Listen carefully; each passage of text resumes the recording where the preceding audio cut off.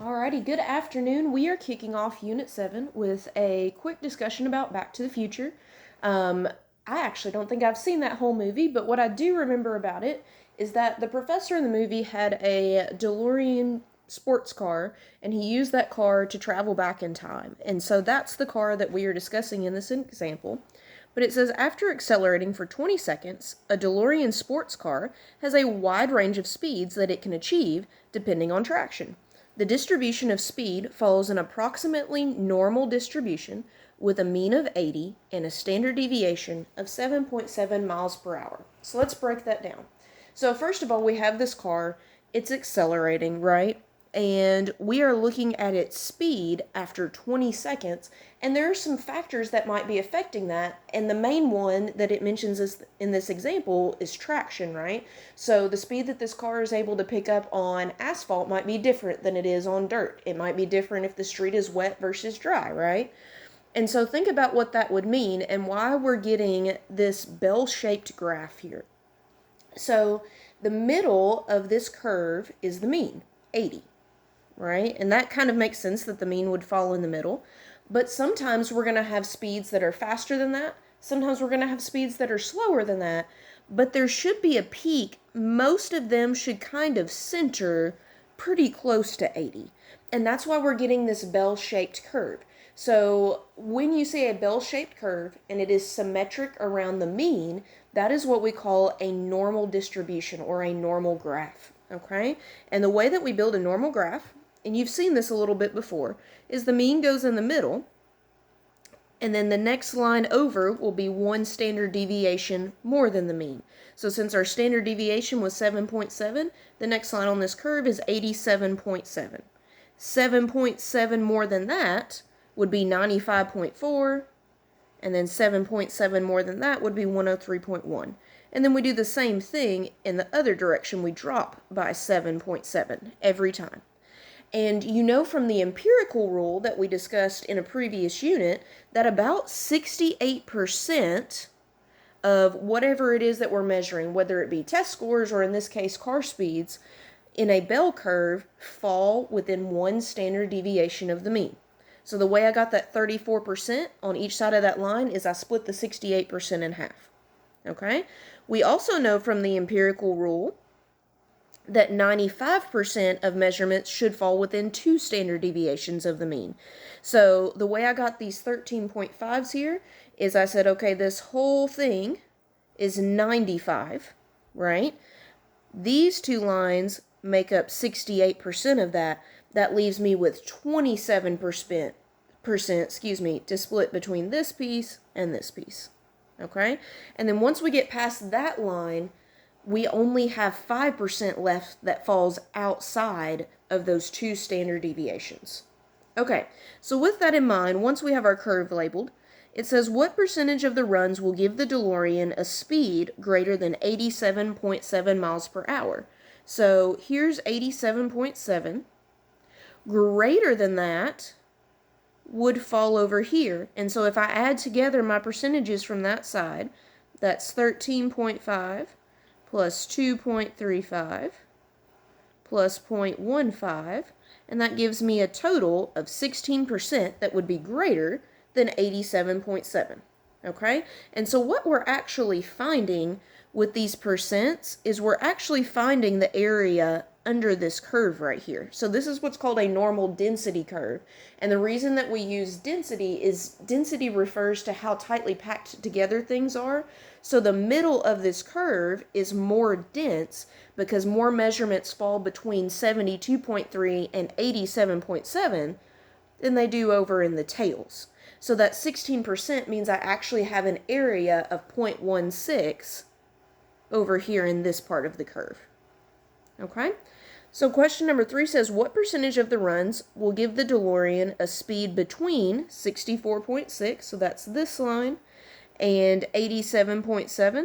So if I add together the percentages that fall between those lines, that's 68 plus 13.5, which is 81.5. All right, number 4, what percentage of the runs will give the DeLorean a speed less than 64.6? That's over here. That's these two numbers added together for a total of 2.5%. Okay? So that is something that you have seen before, but number 5 is a little different. So number 5 says, what percentage of the runs will give the DeLorean a speed less than 68.45? Well, what makes this question a little bit different is that 68.45 falls somewhere in here. It doesn't fall directly on one of the lines where I can use the empirical rule. I could give you a general idea what's happening, but I can't give you an exact number by looking at the picture. So what do I do in that situation? Well, I'm going to show you in this section a couple of different things you can do. The first thing you can do is what's called a z-table. So if you remember, a z-score is a standardized score. Okay, it means we're comparing one person's score to everybody else, or in this case, one trial run speed to all the other trial runs. And the way we get a z-score is by taking our score minus the mean and then dividing it by the standard deviation. So in this case, I'm taking 68.45 minus 80 and then dividing that by 7.7, and that gives me a z-score of negative 1.5. What does that mean? It means that I fall 1.5 standard deviations below the average. Okay? So how does that help me? Well, we have what's called a z-table, and I have included this in your notes. And what a z-table does is it lets you find the z-score. So my z-score was negative 1.5, which is right here. So the z-scores run down the left column of the table, and then it lets you find what percentage goes with that z-score. So right there, that number right next to negative 1.5 tells me 0.0668. That means 0.0668. So 6.68% of all trial runs would have fallen below a z-score of negative 1.5. If you move 1 over, this is if my z-score had been negative 1.51, negative 1.52, negative 1.53, and so on. Okay? So that's how a z-score works. And then one side of the z-score table, you'll notice all the z-scores are negative, so that's for measurements that fall below the average. The other side of your z-table, the z-scores are all positive, that is for measurements that were above the average. Okay? So with that in mind, question number 6 says, what percentage of the runs will give the DeLorean a speed greater than 85 miles per hour? So if we're looking back at our curve, 85 does not fall exactly on one of these lines, but 85 is going to be somewhere in here. So what I'm actually finding is the area in this section of the curve. Okay? So how can I do this? Since it doesn't fall directly on one of our empirical rule lines, I can find a z-score. When I take 85 minus the average, which is 80, over the standard deviation of 7.7, I get 0.649. So let's go find 0.649 on our z-table. Okay? And let's see here. 0.649 is actually going to be closest to, we will round that to 0.65. Okay? So let's see, here's 0.60, 1, 2, 3, 4, 5. Right there, 0.7422. Okay? So 0.7422 represents the scores that were less than 85 miles per hour. So if you remember, our question asked us what percentage of the runs will be greater than that. So if roughly 74% of them were less than 85 miles per hour, that means a little bit over 25% of them will be greater than that. Okay? Alright, so what do I do if it asks me for something that's between? So it says, what percentage of the runs will give the DeLorean a speed between 70 and 95? In that situation, I need to calculate two separate z-scores. I need the z-score for 70, which is negative 1.3, and I need the z-score for 95, which is 1.95. I can then find both of those on my z-table and get their areas, and if I subtract the two, it will tell me what the area was between them. Okay? And then we are going to skip number 8. All right, so a couple things about notation.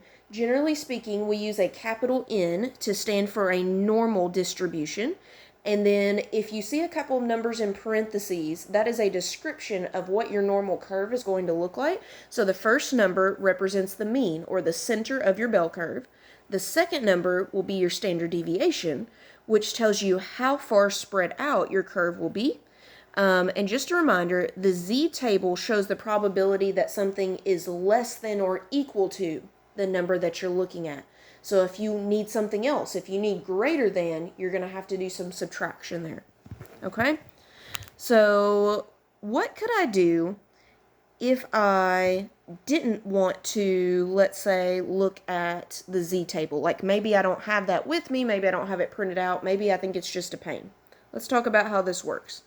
Your calculator can help you with this. So on number 1, it says when professional golfer Jordan Spieth hits his driver, the distance the ball travels can be modeled by a normal distribution with mean 304 yards and standard deviation 8 yards. So if you notice here, I just used that notation to represent that. Capital N means normal, and I put my mean and my standard deviation there. And question number 1 says this: on a specific hole, Jordan would need to hit the ball at least 290 yards to have a clear second shot that avoids a large group of trees. What percent of Spieth's drives travel at least 290 yards? Well, what does at least mean? At least means 290 or bigger. So what I can do, let me grab my calculator here. Okay. We can go back to that distribution button, so second distribution, but this time, instead of, in the last section we went to binom PDF and CDF, this time we're going to use the ones that say normal. So I'm using normal CDF because it's not an exact number that I'm looking for, okay? CDF is for things like at least 290 because CDF is cumulative, okay?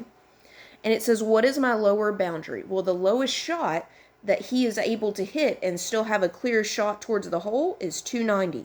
That's going to be my lower boundary. What's my upper boundary going to be on this curve? He's okay with anything above that, so we're going to pick a really, really big number because technically our normal curve is infinite. We're going to pick like 10,000. It really doesn't matter. Something that kind of gives the idea of infinity. And then the next number is going to be our mean. Well, our mean, it told us, was, let's see here, 304. And our standard deviation was 8.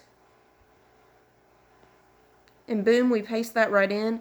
And it tells us that 0.9599. Okay, so what does that mean? Let's go back to our example.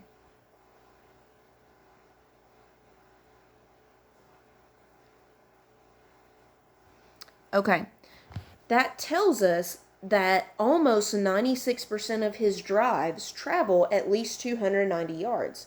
So he's got a pretty good chance at getting it there, right? And you'll notice when we did this in the calculator, we got the exact same answer as if you go to your z-score table. All right, number 2, again, I've got the example written out. So on another hole, Spieth has the opportunity to drive the ball onto the green if he hits the ball a distance in the top 10% of all his drives. How far does the ball have to go? Okay, so again, I have it worked out how you would do this by hand. Let me show you how you can do it with your calculator. So this time, it's going to be a little bit different because we actually know the percentage, right? So this time when I go second distribution, I'm going to go to inverse norm. All right, and it says, what is the area?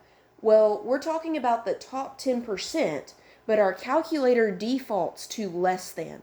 So if we're looking for where the top 10% of his shots fall, that means 90% would be less. So our area is 90. Our mean is still 304, and our standard deviation is still 8. And boom, there it is. So the top 10% of his drives are going to be a little over 314 yards long. And again, That's about the same thing as I got when I went to the Z table and solved it by hand. So it's your choice whether you do the Z table or whether you choose to do it with your calculator. Okay?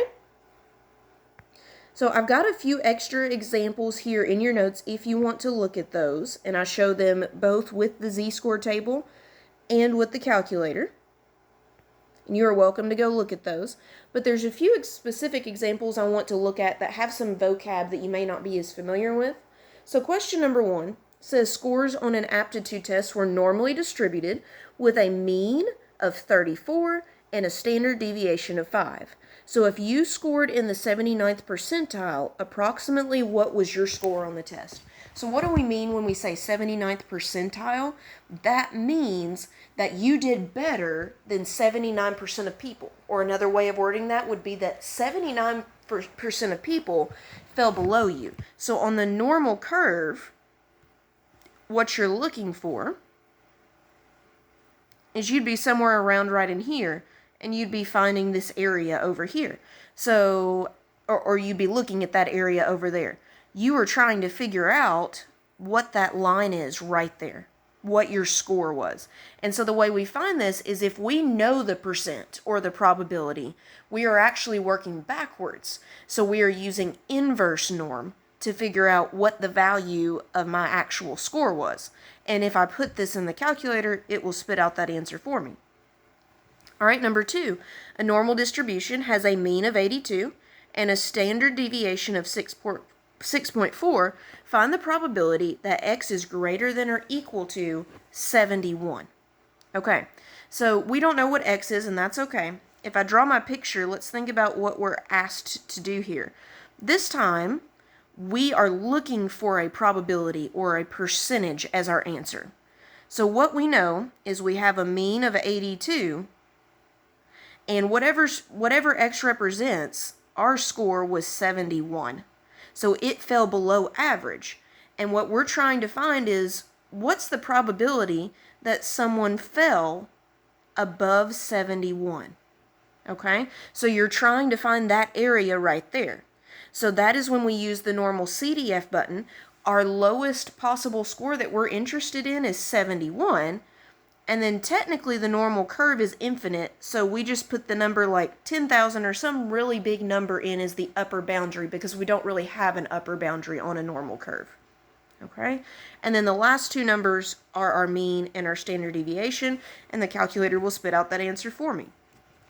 So number 3 says Jimmy's ACT score is converted to a Z-score of 2.15. So first of all, let's talk about what that means. That means that Jimmy fell 2.15 standard deviations above the mean. So he did pretty good. Well, what would that normal curve look like? Anytime you're dealing with Z-scores, the mean is always 0. Because 0 as a Z-score means that you fell dead on the average. You weren't above it, you weren't below it. So 0 is always the middle. And then each line will go up by 1. Because each line represents one standard deviation. So we're talking about Jimmy fell somewhere between 2 and 3 over here. And it says at what percentile was Jimmy's score? So we're trying to find how many people did he do better than. So we're looking for this area over here. So in this case, what's different about question number 3 compared to question number 2? We have an upper boundary. Our upper boundary is 2.15. And we are trying to find how many people fell below that. Well, again, the tails of the normal curve are infinite. There's no stopping point to them. So as our lower boundary, we're just going to put in a really big negative number, something that kind of gives the idea of negative infinity. Our mean is 0, our standard deviation is 1, and we put it straight in our calculator. Number 4, class test scores were normally distributed with a mean of 71 and a standard deviation of 4.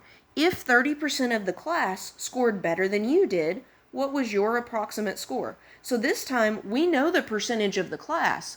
We're trying to figure out the score. So we're working backwards, and we're using inverse norm. Why did I type 0.70 instead of 0.30? Well, your calculator, again, always defaults to less than.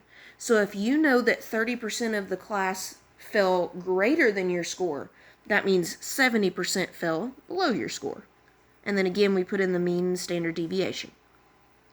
And lastly, number 5, the way we read this is we say find the value of Z alpha if alpha equals 0.17.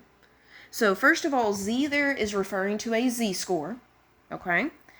Alpha is actually the area under the curve to the right of that Z-score. So again, what you could do is you could go to your Z table if you wanted to, and you could look for 0.83 in that Z-score table in the areas. Okay, that is an option, you can do that. But to me, it's easier to just use your calculator. And the reason we're putting in 0.83 is, again, our calculator defaults to less than or equal to. 0.17 is what falls to the right, or what falls above that Z-score. So if I, in my calculator, put in inverse norm 0.83, and then I also put in 0 as the mean and 1 is the standard deviation, because I'm dealing with Z-scores, it will spit out the answer for me. All right, and that is the end of our discussion on normal curves. Please let me know if you have any questions.